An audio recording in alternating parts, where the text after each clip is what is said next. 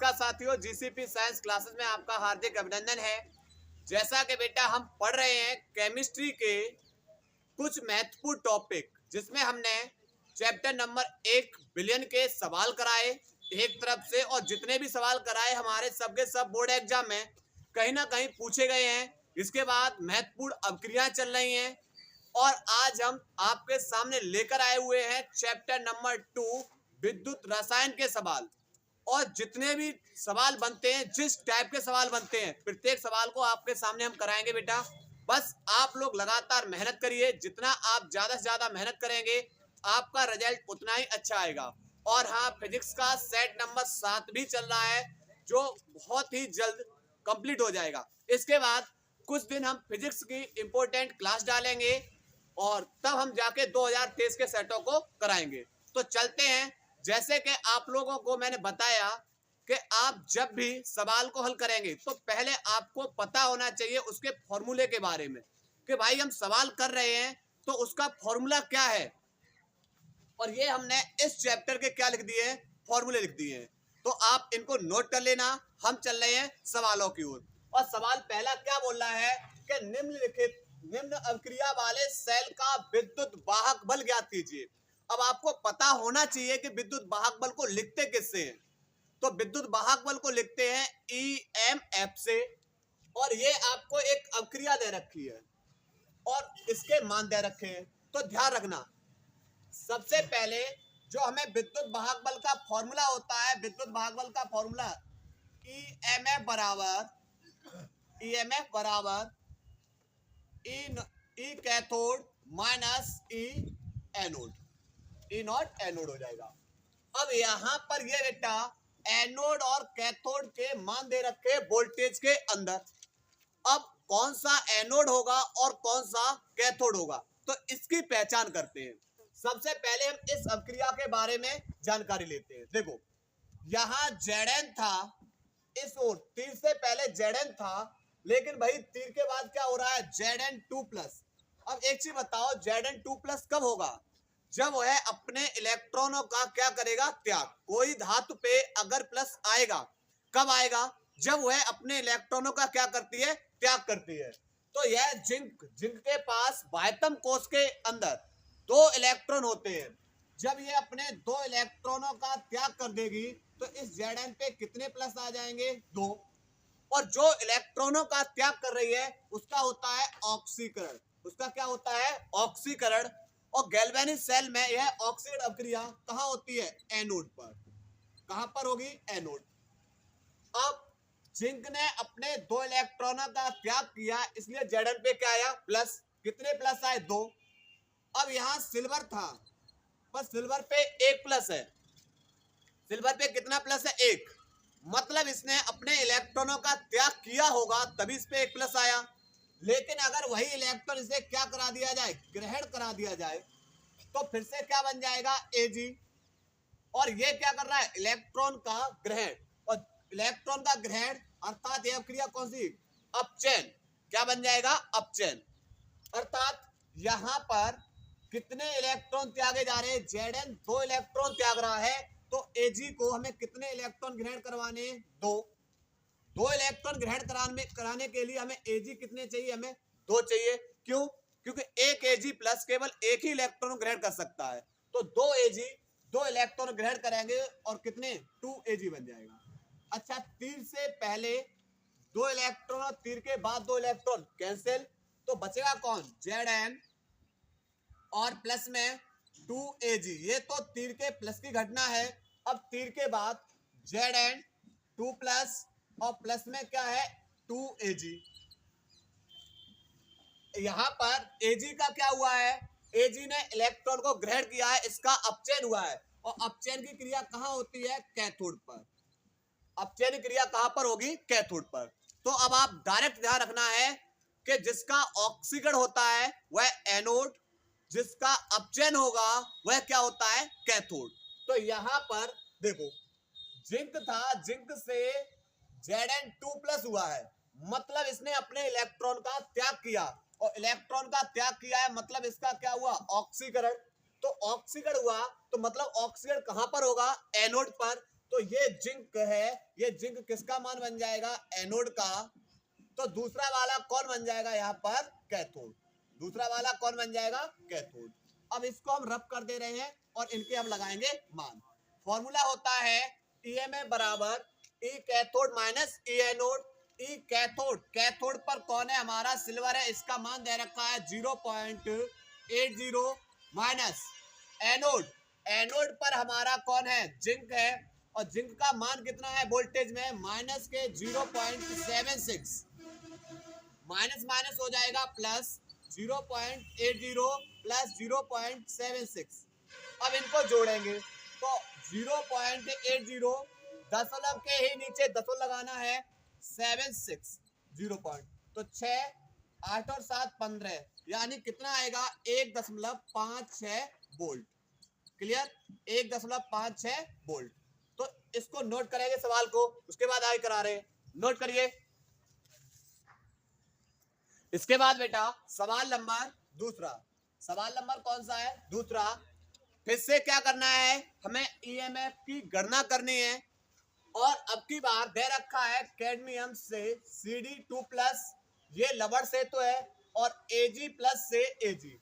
अब हुआ क्या, मैंने फिर बताया, आप लोग अब डायरेक्ट ध्यान रखेंगे। देखो इसका मतलब होगा ये यहाँ पर Cd था, Cd से Cd2+ हुआ। कब हुआ? जब इसने अपने 2 इलेक्ट्रॉन का त्याग किया, और जब ये अपने 2 इलेक्ट्रॉन का त्याग कर रही है, मतलब इसका क्या हो रहा है? ऑक्सीकरण। और ऑक्सीकरण की अभिक्रिया कहाँ संपन्न होगी? एनोड पर। कहाँ पर होगी? एनोड पर। तो मतलब ये हमारा कौन हो गया? एनोड। Cd2+ हमारा कौन हो गया? एनोड। तो दूसरा वाला कौन हो जाएगा? कैथोड। दूसरा वाला कौन होगा? मान किसका हो जाएगा? कैथोड का। कैसे? यहां पर Ag+ था, एक इलेक्ट्रॉन को ग्रहण करेगा, और फिर से क्या बन जाएगा? Ag। पर इलेक्ट्रॉन ग्रहण कितने कराने? 2। तो हमें Ag+ कितने चाहिए? हमें 2 Ag+ चाहिए। 2 Ag+, 2 इलेक्ट्रॉन ग्रहण करेंगे, और क्या बन जाएगा? 2 Ag। और यह क्रिया, इसका क्या करें हमने? अपचयन। इलेक्ट्रॉन को ग्रहण कराया, मतलब क्या हुआ? इसका अपचयन। और अपचयन की क्रिया कहाँ होती है? कैथोड पर। अपचयन की क्रिया कहाँ पर होती है? कैथोड पर। क्लियर? तो इलेक्ट्रॉन का ग्रहण मतलब अपचयन हुआ, कहाँ क्रिया होगी? कैथोड पर। और ऑक्सीकरण का मतलब इलेक्ट्रॉन का त्याग, क्रिया कहाँ पर होगी? एनोड पर। तो यहाँ पर जो हमारा कैडमियम है वो एनोड है, सिल्वर है वह हमारा कौन है? कैथोड। फॉर्मूला लगाएंगे ईएमएफ बराबर E not cathode minus E not anode. Cathode, cathode का मान कौन सा है? कैथोड का मान ये रहा, प्लस के 0.80 माइनस एनोड, एनोड का मान माइनस के 0.40। माइनस माइनस हो जाएगा प्लस, प्लस 0.40। ऐड करेंगे 80 और 40 120, 80 और 40 120, 2 अंक दशमलव यहाँ लगा दिया जाएगा, इतने वोल्ट। क्लियर? नोट करिए बेटा इस सवाल को। इसके बाद बेटा सवाल नंबर तीसरा, सवाल नंबर तीसरा क्या है? फिर से हमसे क्या पूछा है? ईएमएफ की गणना दे रखी है, ईएमएफ की गणना हमें क्या करनी है? करनी है। और उसके बाद Zn से Zn2+, लबर से तो लगा हुआ है, Cu2+ से Cu। ध्यान रखना, जो भी हमें अपचयन और ऑक्सीकरण अभिक्रिया होती है वो इसके आधार पे आप बताओगे कि कौन सा एनोड है और कौन सा कैथोड। इस अभिक्रिया के आधार पे आपको बताना है कि ये अभिक्रिया जो दे रखी होती है, इसी के आधार पे हम बताते हैं कि कौन सा एनोड होगा और कौन सा कैथोड। देखो Cu से Zn से Zn2+ हुआ, मतलब अपने 2 इलेक्ट्रॉन का क्या किया है? त्याग। और जो इलेक्ट्रॉन को त्यागता है उसका होता है ऑक्सीकरण, और ऑक्सीकरण कहां पर होता है? तो आप बताओगे एनोड पर। ऑक्सीकरण कहां होता है? एनोड पर। Cu2+ था, Cu हो गया कब? जब इसने अपने 2 इलेक्ट्रॉन का ग्रहण किया। ग्रहण का मतलब इसने, इसका क्या हुआ? अपचयन। और अपचयन की क्रिया कहां पर होगी? कैथोड पर। कहां पर होगी? कैथोड पर। फिर से बेटा हमें क्या निकालना है? ईएमएफ निकालना है। तो ईएमएफ बराबर होगा ई नॉट सेल ईएमएफ बराबर ई कैथोड माइनस के ई एनोड, ई कैथोड माइनस ई एनोड। ई कैथोड, कैथोड का मान बेटा कितना है 0.34 माइनस ई एनोड, और एनोड पे कितना है, एनोड पर है प्लस के 0.76। क्लियर? तो यहां से प्लस माइनस क्या हो जाएगा, माइनस हो जाएगा 0.76। तो यहां से 0.76 में से घटाएंगे 0.34। पर बेटा यहां पर जिंक का जो मान होता है वह बेटा किस में होता है, माइनस में होगा। यहाँ किस में होता है, माइनस के अंदर होता है। तो यहाँ चिन्ह कैसा लेंगे, माइनस का, और यहाँ माइनस माइनस कैसा हो जाएगा, प्लस। क्लियर? तो जोड़ेंगे 1.10 वोल्ट। क्लियर? क्योंकि यहाँ पर जो जिंक के अपचयन मान होता है, जिंक का जो अपचयन मान होता है वोल्टेज के अंदर, वो किसका होता है, माइनस के 0.76 वोल्ट। क्लियर? नोट करें बेटा, इसको नोट करिए। इसके बाद बेटा सवाल नंबर चौथा सवाल क्या बोल रहा है, फिर से अपक्रिया दे रखी है Zn से Zn2 प्लस, जिसकी सांद्रता है 1 मोलर, लवण सेक लगा हुआ है। उसके बाद कोबाल्ट CO2 प्लस, जिसकी मोलर सांद्रता 1 मोलर है, से क्या हो गया, कोबाल्ट। सेल का ईएमएफ ज्ञात कीजिए, जबकि इस सेल के लिए ई नॉट Zn2 प्लस से Zn तथा CO2 प्लस से CO के लिए मान, के लिए क्रम से मान माइनस के 0.76 वोल्ट तथा प्लस के 0.28 वोल्ट है, तथा इनकी मोलर सांद्रता कितनी है, 1 मोलर। फिर से क्या ज्ञात करना है, हमें ज्ञात करना है ईएमएफ। फॉर्मूला होगा ई कैथोड माइनस ई एनोड। अब इसमें हमें पहचान करनी है कि कौन सा कैथोड का मान होगा और कौन सा एनोड का। तो ध्यान रखना, तीर के बाद प्लस, कब तीर के बाद प्लस आने का मतलब ये हुआ कि इसने अपने इलेक्ट्रॉनों का क्या किया है, त्याग। और जब इसने इलेक्ट्रॉनों का त्याग किया है तो उसका क्या होता है, ऑक्सीकरण। और ऑक्सीकरण की क्रिया कहां पर होती है, एनोड पर। और इलेक्ट्रॉन ग्रहण करने का मतलब होता है उसका अपचयन हुआ है, और अपचयन की क्रिया कहां पर होती है, यह होती है हमारी कैथोड पर। अब देखो ये अब क्रिया है, Zn से Zn2 प्लस हुआ, मतलब इसने अपने इलेक्ट्रॉन का त्याग किया, और त्याग किया मतलब इसका क्या हुआ, ऑक्सीकरण।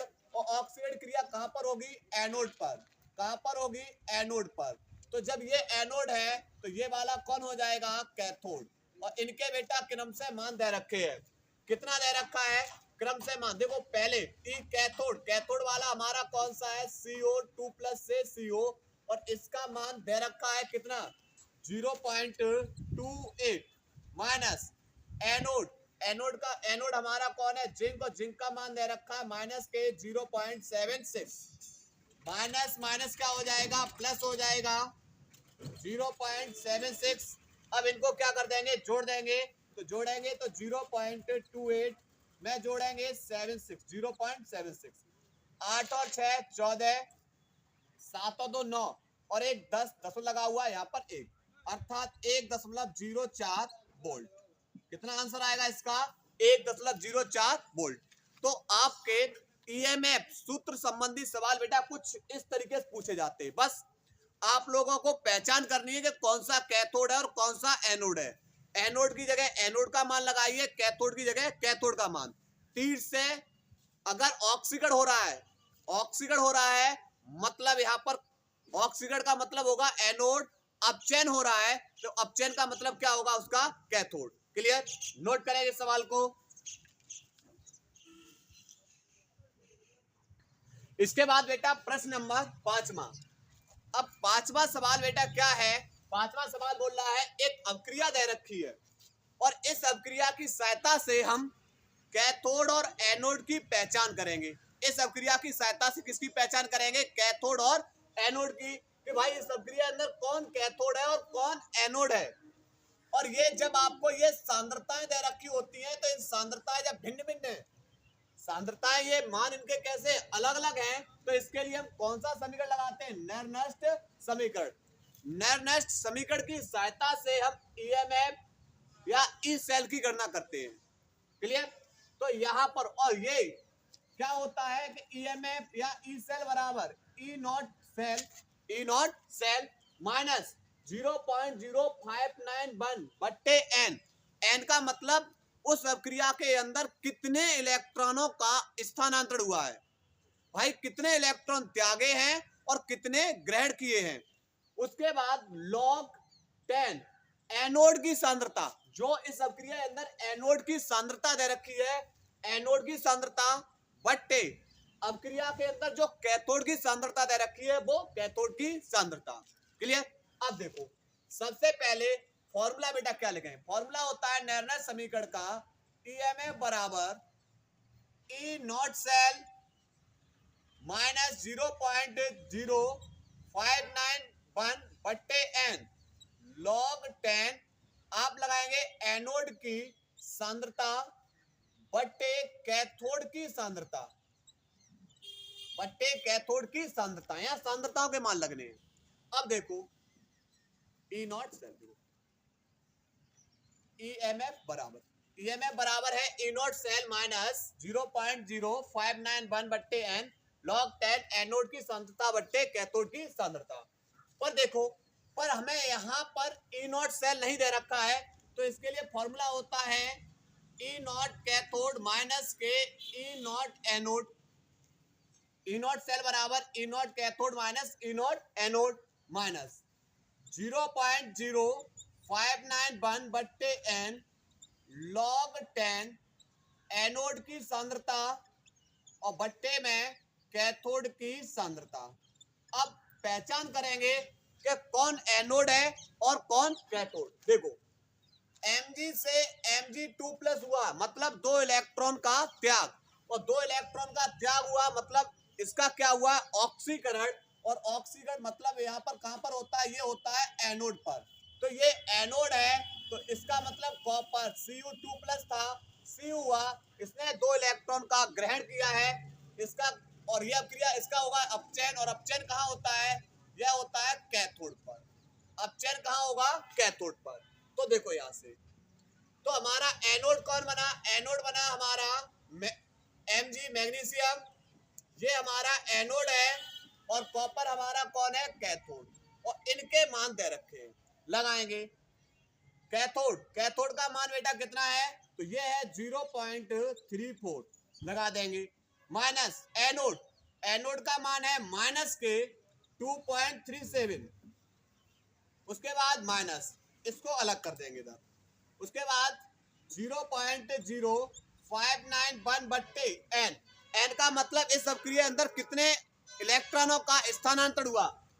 मैग्नीशियम 2 इलेक्ट्रॉन का त्याग कर रहा है, कॉपर 2 इलेक्ट्रॉन का ग्रहण, कितने इलेक्ट्रॉनों का स्थानांतरण हुआ, 2 log 10 एनोड की सांद्रता। तो भाई एनोड कौन है, एनोड हमारा मैग्नीशियम है, और इसकी सांद्रता है 0.1 बट्टे कैथोड की सांद्रता, और कैथोड की सांद्रता हमारी बेटा कितनी है, कैथोड हमारा कॉपर है, इसकी सांद्रता है 1 × 10⁻⁻1। क्लियर। दशमलव हटाओगे यहां पर कितना आ जाएगा, 10⁻, यहां पर आ जाएगा प्लस, दशमलव हटाओगे नीचे एक 0, तो इससे ये क्या हो जाएगा, कैंसिल हो जाएगा। इससे क्या हो जाएगा, ये प्लस का और ये माइनस का क्या हो जाएगा, कैंसिल। तो जोड़े बेटा 0.34, माइनस माइनस हो जाएगा प्लस 2.37, उसके बाद माइनस 0.0591 बट्टे 2 log 10, और ऊपर 1 का भाग अगर किसी में करोगे तो क्या रहेगा, 1। और यहां हमने log के मान लिख रखे हैं कि log 1 का वैल्यू कितना होता है, 0, log 2 का वैल्यू लगाएंगे आप 0.3010, इसी प्रकार log 3 का वैल्यू लगाएंगे आप 0.4771, log 4 का वैल्यू 0.6020। केवल आप log 5 तक के मान याद कर लीजिए। तो एक चीज बताइए, log 1 का वैल्यू कितना है बेटा, 0, log 1 का वैल्यू कितना है, 0, और इनको ऐड कर दो, इनको ऐड करेंगे तो 0.34 में जोड़ेंगे 2.37 को, तो ये बन जाएगा 2.71 माइनस 0.0591 बट्टे 2, और log 1 का वैल्यू होता है 0, और 0 का किसी भी संख्या में गुणा करोगे तो 0 हो जाएगा, तो यहां मान बचेगा कितना 2.71। क्लियर, ये हमारा रहा आंसर। नोट करिए सवाल को, नोट करेंगे। इसके बाद बेटा अगला फिर से नर्नर समीकरण का सवाल है, और सवाल क्या दे रखा है, बोला है कि 298 केल्विन तापमान पर निम्नलिखित सेल के लिए नर्नर समीकरण लिखिए।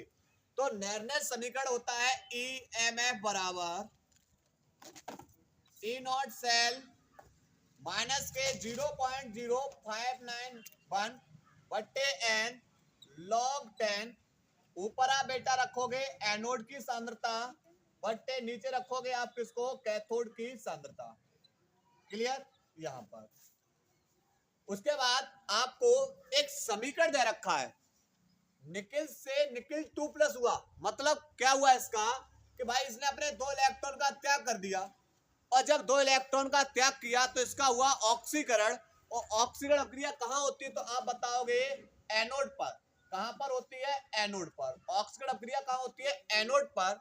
और इसकी जो मोलर सांद्रता दे रखी है 0.01, और यहां पर Cu2+ था, Cu2+ से Cu हो गया, मतलब इसने इलेक्ट्रॉन का ग्रहण किया, और ग्रहण करने का मतलब इसका अपचयन हुआ, और अपचयन कहां होगा, तो आप बताओगे कैथोड पर। अपचयन की क्रिया कहां होगी, कैथोड पर। यदि उपयुक्त सेल ई सेल का मान दे रखा है बेटा, अब ई नॉट सेल नहीं, ई सेल का मान दे रखा है, ईएमएफ का मान दे रखा है 0.59 वोल्ट हो, तो सेल के मानक ई नॉट सेल की गणना कीजिए। यानी हमें इसकी गणना करनी है। देखो कैसे, ई सेल का मान दे रखा है 0.59, यहां लगाएंगे। ई नॉट सेल तो हमें निकालना है, ई नॉट सेल हमें निकालना, माइनस 0.0591 बट्टे इस अभिक्रिया के अंदर कितने इलेक्ट्रॉनों का स्थानांतरण हुआ, कि भाई निकिल 2 इलेक्ट्रॉन त्याग कर रहा है, कॉपर 2 इलेक्ट्रॉन ग्रहण कर रहा है, तो आप बताओगे 2 इलेक्ट्रॉनों का स्थानांतरण हुआ है। उसके बाद log 10। अब एनोड की सांद्रता, आपने एनोड को किसको बनाया है, तो एनोड को बनाया आपने निकिल को, इसकी सांद्रता दे रखी है 0.01 बट्टे कैथोड की सांद्रता 0.1। अब होगा क्या, ऊपर है 2 अंक दशमलव, नीचे 1 अंक दशमलव, तो पहले एक जीरो और बढ़ाओ, 2 अंक दशमलव से 2 अंक दशमलव कैंसिल, तो यहां से 0.59 बराबर ई नॉट सेल माइनस 0.0591 बट्टे 2। उसके बाद log 10, और यहां 1 बट्टे कौन बचेगा, 10। 10 की पावर 1 नीचे प्लस में, ऊपर जाके माइनस में हो जाएगी, तो 0.59 बराबर ई नॉट सेल 2 का भाग कर दो इसके अंदर, माइनस 2 का भाग करेंगे 0.0, 2 दूनी 4, 2 ने 18 और 2 पंजे 10, और इसे लिख लेंगे log 10, और इसके ऊपर बेटा 10 की पावर कितना हो जाएगा, माइनस के 1। तो एक फॉर्मूला होता है log, जब m की पावर n हो, log m की पावर n आ जाए तो फॉर्मूला लगाएंगे n log m। क्या लगाएंगे, n log m, मतलब उसकी घात को क्या कर लेते, आगे ले लेंगे। तो यहां से 0.59 बराबर E nought cell minus 0.0295 m की पावर n, n मतलब घात कितनी है, माइनस की 1, आगे ले लीजिए माइनस का 1, तो log 10 आधा 10 हो जाएगा। और log 10 का वैल्यू कितना होता है, 1। log 10 का वैल्यू कितना होता है, 1 होता है, तो 0.59 बराबर E nought cell minus minus ये हो जाएगा प्लस 0.0295, और log 10 का वैल्यू कितना होता है, 1।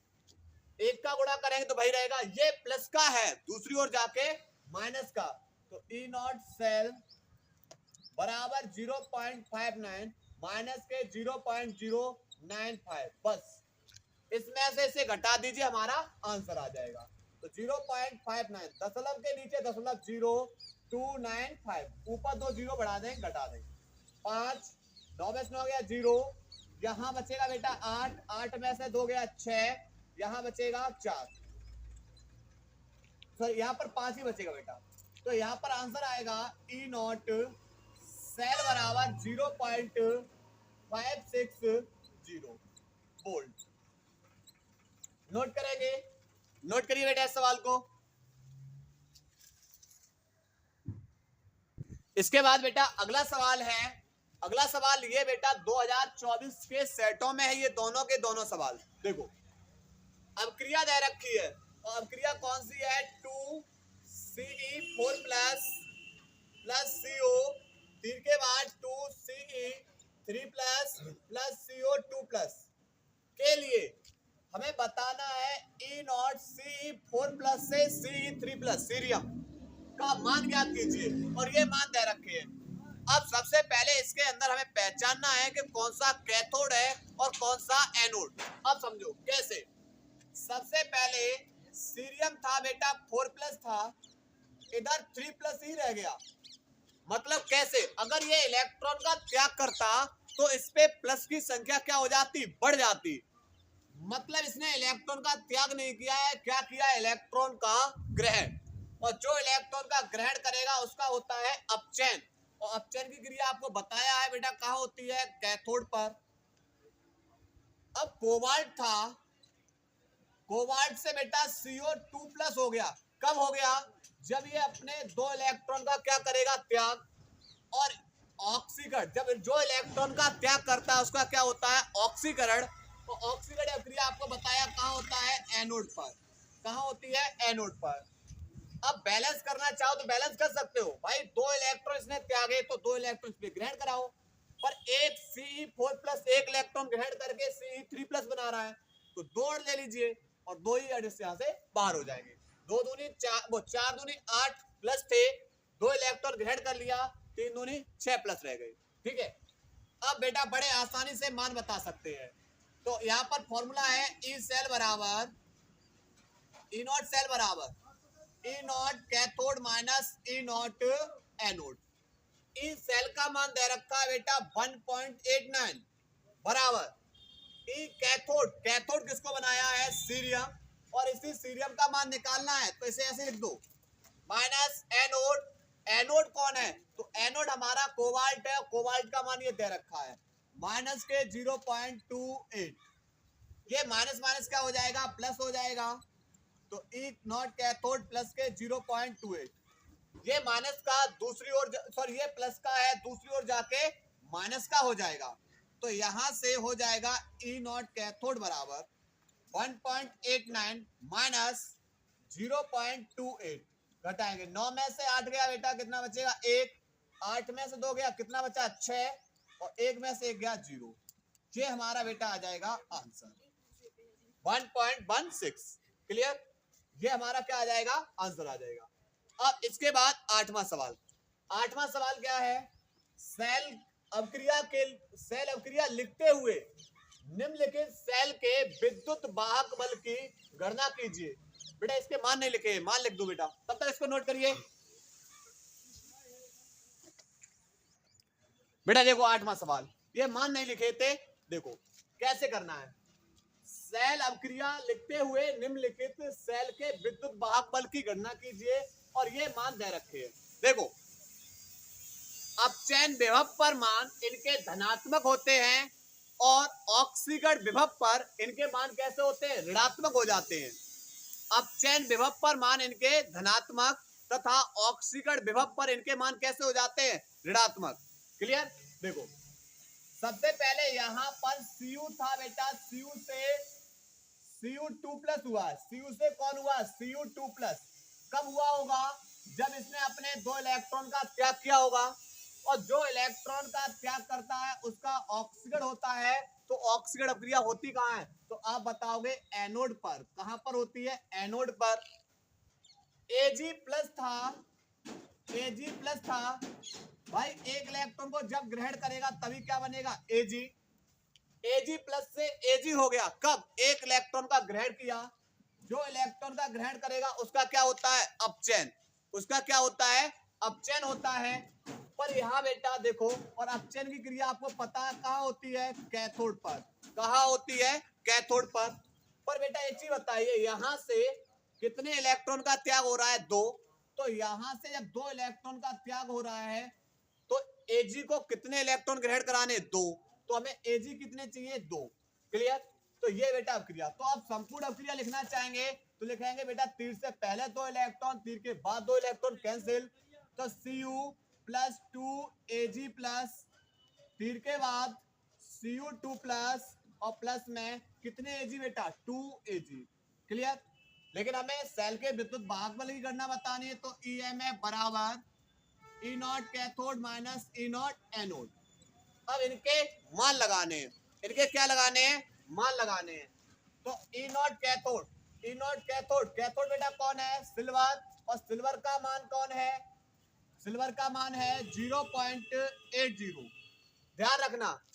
अब यहीं पर ऑक्सीकरण विभव में, ऑक्सीकरण विभव में यही मान बेटा कैसा हो जाता है? ऋणात्मक। जबकि अपचयन विभव में ये मान कैसे होते हैं? धनात्मक। माइनस। अब एनोड पे कौन है? कॉपर। कॉपर का ऑक्सीकरण हो रहा है, इसलिए ये मान कैसा हो जाएगा? माइनस का। अगर इसका अपचयन होता तो मान किसका लगाते हैं हम? प्लस का। तो यहां पर 0.34 माइनस माइनस बेटा हो जाएगा प्लस 0.34। ऐड करेंगे तो 8 4 और 8 और 3 11, 1.14 वोल्ट, 1.14 वोल्ट। क्लियर? नोट करिए बेटा इसको। इसके बाद बेटा सवाल नंबर 9, महत्वपूर्ण सवाल है, 2023 के सेटों में पूछा गया सवाल है और इंपोर्टेंट सवाल है 2025 के लिए। 2025 के लिए बेटा ये सवाल कैसा है? महत्वपूर्ण सवाल है। देखो, निम्नलिखित सेल का 298 केल्विन पर नैर्नैज समीकरण लिखिए एवं सेल के विद्युत वाहक बल की गणना कीजिए। भाई नैर्नैज समीकरण तो बड़े आसान लिख सकते हैं कि ई सेल बराबर ई नॉट सेल माइनस 0.0591 बट्टे n लॉग 10। भाई यहां अगर सांद्रता लगानी है, एनोड की सांद्रता लगानी है और यहां पर कैथोड की सांद्रता का मान लगाना है। एनोड की सांद्रता बट्टे कैथोड की सांद्रता। अब देखो यहां पर सबसे पहले हमें क्या निकालना है? देखो यहां पर पहली पहचान करनी है कि कौन सा एनोड है और कौन सा कैथोड है। तो इस ओर कर दे रहे इसको, समझो। यहां पर Fe था बेटा, Fe से Fe2 प्लस हुआ। कब हुआ होगा? जब इसने अपने 2 इलेक्ट्रॉन का त्याग किया। इलेक्ट्रॉन का त्याग मतलब ऑक्सीकरण, और ऑक्सीकरण अभिक्रिया कहां होती है? एनोड पर। कहां होगी? एनोड पर। भाई H प्लस था, H प्लस जब अपने एक इलेक्ट्रॉन को ग्रहण करेगा तो बनेगा H, पर यहाँ H2 बन रहा है। H2 का मतलब 2 हाइड्रोजन ने, 2 H आयन ने 2 इलेक्ट्रॉन ग्रहण किए और क्या बन गया? H2। और इसने क्या किया? इलेक्ट्रॉन का ग्रहण। तो इसका क्या होगा? अपचयन। और अपचयन क्रिया कहां होती है? कैथोड पर। कहां पर होगी? कैथोड पर। क्लियर? तो अब यहां लगाएंगे, ई नॉट सेल बराबर होता है E not cathode minus E not anode minus 0.0591 बट्टे एन। एन का मतलब भाई इस अभिक्रिया में कितने इलेक्ट्रॉन का स्थानांतरण हुआ? आयरन 2 इलेक्ट्रॉन का त्याग कर रहा है और 2H आयन 2 इलेक्ट्रॉन के ग्रहण कर रहे हैं, अर्थात 2 इलेक्ट्रॉन का स्थानांतरण लॉग 10। एनोड, एनोड हमारा कौन है? एनोड हमारा Fe है और इसकी सांद्रता कितनी दे रखी है? Fe2 प्लस की सांद्रता 0.001 बट्टे कैथोड। कैथोड पर कौन है? कैथोड पर H आयन। कैथोड कौन है हमारा? H ion. पर एक H आयन की मोलर सांद्रता 1 है, पर यहाँ H आयन कितने हैं? 2। H आयन कितने हैं? 2। तो 2 H आयन की मोलर सांद्रता लगानी है, मतलब जितने अणु हैं उतनी ही सांद्रता लगानी। भाई यहाँ कॉपर का अणु 1 था तो 1 की मोलर सांद्रता है। अब यहाँ एक H आयन की मोलर सांद्रता 1 है तो 2 की कितनी हो जाएगी? इनटू में 2 कर दीजिए। अब देखो ई कैथोड। अब कैथोड पर कौन होगा? कैथोड पर हाइड्रोजन है और हाइड्रोजन का जो मानक इलेक्ट्रोड विभव होता है वह 0 होता है। हाइड्रोजन का मानक इलेक्ट्रोड विभव कैसा होता है? 0।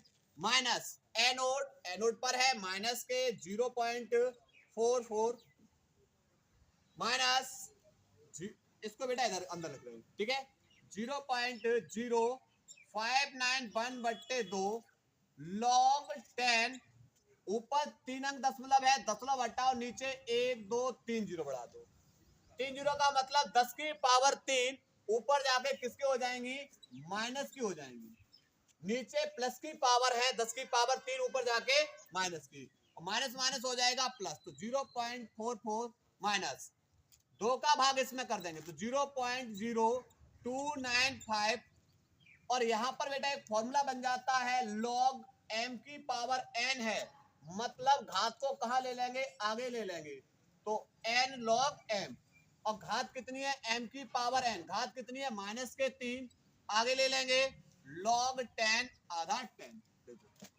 0.44 माइनस माइनस क्या हो जाएगा प्लस, 3 का मल्टीप्लाई, 5 15 3 3 27 और 1 28, 3 दूनी 6 और 2 8, कैंक का दशमलव है 1 2 3 4, 0.0885, और log 10 आधा 10 का वैल्यू कितना होता है 1, इसमें क्या कर देंगे इसको ऐड, तो 0.44 में ऐड करेंगे 0.084885, तो आंसर आएगा बेटा 8 4 12 4 और 1 5, तो 0.52 वोल्ट, यह हमारा क्या आएगा, आंसर आएगा।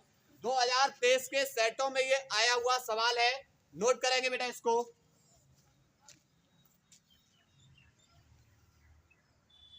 इसके बाद बेटा सवाल नंबर 10, उम्मीद है कि आप लोग बेटा सवाल समझ में आ रहे होंगे और इससे ज्यादा आपके सवाल बाहर नहीं जाएंगे, बस आप लोग लगातार मेहनत करिए।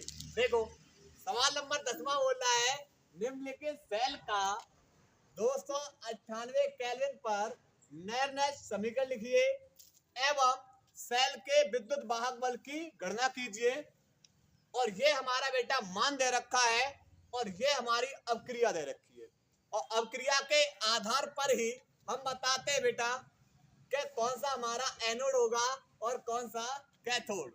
देखो ई सेल बराबर होता है नैनस समीकरण, ई सेल बराबर E nought cell minus 0.0591/n log 10, आप ऊपर लगाओगे एनोड की सांद्रता बट्टे नीचे लगाओगे कैथोड की सांद्रता को, क्लियर, ये हो गया हमारा नैर्नैश समीकरण। अब देखो कैसे पहचान करेंगे कि कौन एनोड है और कौन कैथोड, तो बता दिया था बेटा आपको, तीर के बाद प्लस आ रहा है, इलेक्ट्रॉन का त्याग किया है, ये एनोड हो जाएगा, और ये बेटा कौन हो जाएगा फिर कैथोड, यह कौन बन जाएगा कैथोड। अब तो पहचान कर लेंगे आप लोग।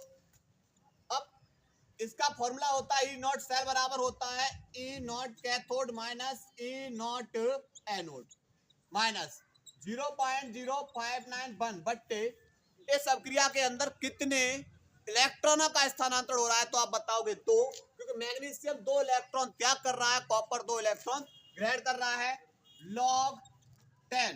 बेटा एनोड की सांद्रता, तो एनोड कौन है, तो एनोड हमारा मैग्नीशियम है और इसकी सांद्रता है 0.001 बट्टे कैथोड की सांद्रता 0.0001, मान लगाएंगे ई कैथोड, कैथोड कौन है, तो कैथोड हमारा बना कॉपर, और कॉपर कहाँ है, ये रहा, कॉपर का मान 0.34, मान लो बेटा ये कॉपर कौन बना अभी कैथोड, तो कैथोड में इसका मान प्लस, अगर यहां पर बेटा कॉपर एनोड बनता तो आप इसका मान कैसा लगाते, माइनस का, clear, minus anode, anode magnesium है माइनस के 2.37, उसके बाद बेटा मान लगाएंगे, उसके बाद माइनस के 2 का भाग कर दो इसमें, तो 0.0295 इंटू, देखो ऊपर बेटा 3 अंक दशमलव, नीचे 4 अंक दशमलव,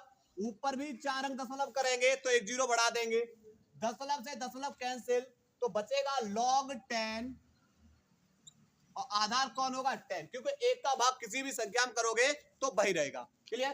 तो यहां से माइनस माइनस प्लस हो जाएगा, माइनस माइनस क्या हो जाएगा प्लस 2.37 माइनस 0.0295 और log 10 का वैल्यू होता है 1। 2.37 में 2.34 जोड़ेंगे तो 2.71 माइनस 0.0295। बेटा इसे घटा देंगे हमारा आंसर आ जाएगा। तो 2.7 दशमलव के नीचे दशमलव 0.295 ऊपर 2 जीरो बढ़ा दे 5 जीरो और यहाँ बचेगा 10, 10 में से यहाँ 8 6 यानी 2.68 वोल्ट। तो ये थे हमारे नेरनट समीकरण के सवाल। आप उम्मीद होगी कि आप इस टाइप के सवाल को कर लेंगे। नोट करिए आप। इसके बाद बेटा सवाल नंबर 11। अब सवाल नंबर 11 अब अलग टाइप के सवाल है। देखो कैसा 0.298 यानी 298 केल्विन पर 0.24 मोलर KCl विलयन की चालकता 0.4248 सीमेंस सेंटीमीटर इनवर्स है। इसकी मोलर चालकता की गणना कीजिए। देखो सबसे पहले मोलरता दे रखी है 0.20 मोलर, ये दे रखी है मोलर चालकता। उसके बाद इसकी चालकता कप्पा बराबर ये मोलरता दे रखी है और ये बेटा इसकी कप्पा चालकता दे रखी है। कितनी दे रखी है 0.248 सीमेंस सेंटीमीटर इनवर्स और इसकी मोलर चालकता की गणना करनी है। तो मोलर चालकता के लिए फॉर्मूला आपको लिखवाए थे लैम्डा एम बराबर कप्पा इंटू में 1000/m। मान लगाएगा बेटा यहाँ पर कप्पा का वैल्यू 0.248 इंटू 1000/m। m का वैल्यू है 0.20। देखो ऊपर के अंक दशमलव है तो आप बताओगे 1 2 3 और नीचे के अंक दशमलव है तो आप बताओगे 2। तो 1 0 और बढ़ा लो और दशमलव से दशमलव कैंसिल। क्लियर? तो यहां से बेटा क्या करेंगे 200 का भाग कर दो। कितने का भाग कर देंगे 200 का भाग कर देंगे 248 के अंदर। 200 एकम 200 बचे 48 दशमलव लगाएंगे 0 क्योंकि 200 का भाग 48 से जाएगा नहीं।